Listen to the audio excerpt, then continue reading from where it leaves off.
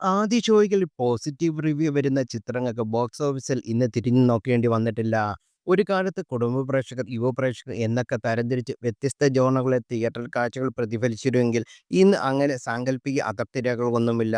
Genre ഏതായാലും ചിത്രം നല്ലെന്ന് അഭിപ്രായം വന്നാൽ ആദ്യ ദിനത്തിൽ തന്നെ തിയേറ്ററിലേക്ക് ജനം ഇരമ്പിയെത്തും.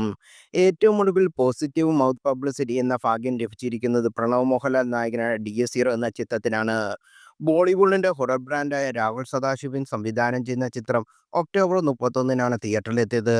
മലയാളത്തിലെ ഒരു റേറ്റഡ് ചിത്രത്തിന് ലഭിക്കുന്ന ചരിത്രത്തിൽ ഏറ്റവും മികച്ച ഓപ്പണിംഗുമായി ബോക്സ് ഓഫീസിൽ കുതിപ്പ് തുടരുന്ന ചിത്രം ആദ്യ വാരാന്ത്യ കളക്ഷന് വലിയ നേട്ടമാണ് ഉണ്ടാക്കിയിരിക്കുന്നത്. കേരളത്തിൽ നിന്ന് മാത്രം ഞായറാഴ്ച മാത്രം ചിത്രം നേടിയത് 5.80 കോടിയാണ്. കേരളത്തിൽ നിന്നുള്ള ആദ്യ മൂന്നത്തെ ഗ്രോസ് കളക്ഷൻ 15.65 കോടിയാണ്. ആഗോള ബോക്സ് ഓഫീസിൽ നിന്ന് ആദ്യ വാരാന്ത്യം ചിത്രം നേടിയിരിക്കുന്നത് 40 കോടിയോളമാണെന്ന് വിവിധ ട്രാക്കർമാർ റിപ്പോർട്ട് ചെയ്യുന്നു.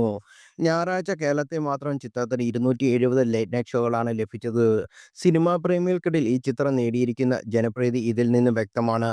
പ്രമുഖ ടിക്കറ്റ് ബുക്കിംഗ് പ്ലാറ്റ്ഫോമായ ബുക്ക് മൈ ഷോയുടെ ആദ്യ 3 ദിനങ്ങൾ ചിത്രം വിറ്റിരിക്കുന്നത് 7 ലക്ഷത്തിനടുത്ത്, അതായത് 6.98 ലക്ഷം ടിക്കറ്റുകളാണ്. ഒരു റേറ്റഡ് ചിത്രത്തിനെ സംബന്ധിക്കുന്ന ഞെട്ടിക്കുന്ന വിൽപ്പനയാണിത്.